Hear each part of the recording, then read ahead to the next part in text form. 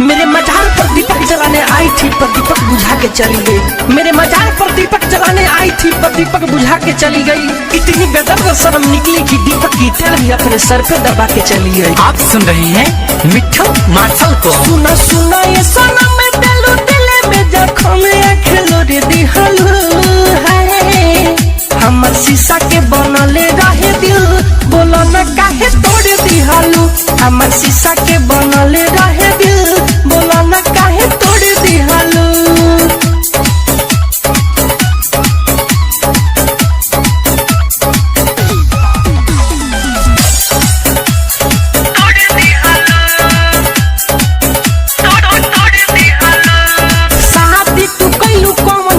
मजबूरी क्षण भर न पहिले सहतर आलू दूरी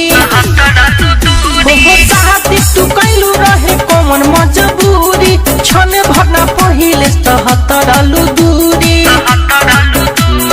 रहिया में लाके हमके पागल बना के हाथ छोड़ दिहलू। हमर शीशा के बनले रहे दिल बोला न काहे तोड़ दिहलू। हमर शीशा के बनले रहे दिल बोला न काहे तोड़ दिहलू। Saurabh digital recording studio Motihari.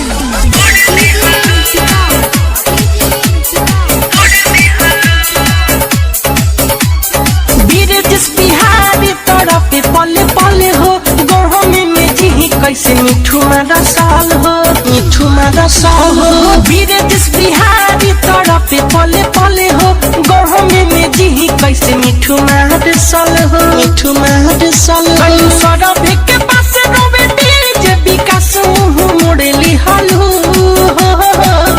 हमर शीशा के बनले रहे दिल बोला न काहे तोड़ दिहलू। हमर शीशा के बनले